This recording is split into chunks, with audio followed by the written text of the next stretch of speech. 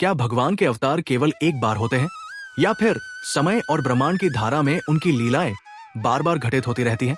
आज हम सुनेंगे हिंदू धर्म की एक अद्भुत कथा, हनुमान और श्रीराम की अंगूठी की।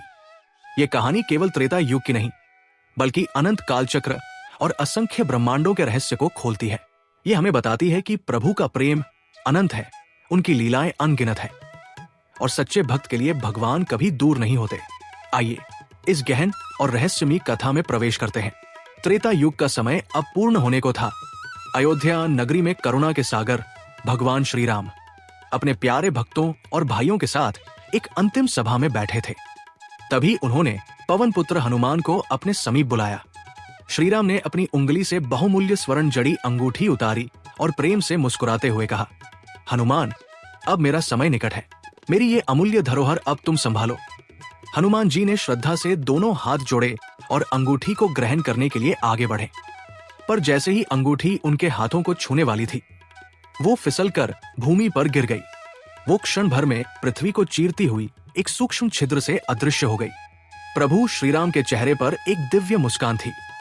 उन्होंने शांत स्वर में आदेश दिया, हनुमान, मेरी ये अंगूठी पाताल लोक में चली गई है। तुम तुरंत जाओ और इसे खोज कर लाओ। ये एक दिव्य लीला थी।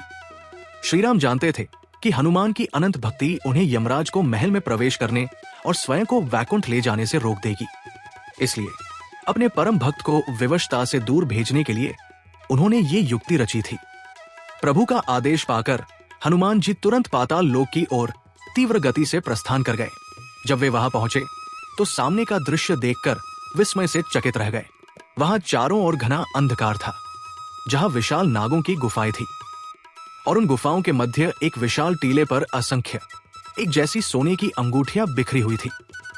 हर दिशा में केवल अंगूठियां ही अंगूठियां। ये दृश्य किसी खजाने का नहीं, बल्कि समय के एक विशाल संग्रह का प्रतीत हो रहा था। हनुमान जी गहन सोच में पड़ गए। ये इतनी सारी अंगूठियां, इनमें से मेरे परम प्रभु श्रीराम की अंगूठी कौन सी है? उसी क्षण वहां एक ज्ञान वृद्ध नागराज प्रकट हुए। वे अपनी शांत और गंभीर मुद्रा में हनुमान जी के सामने आए।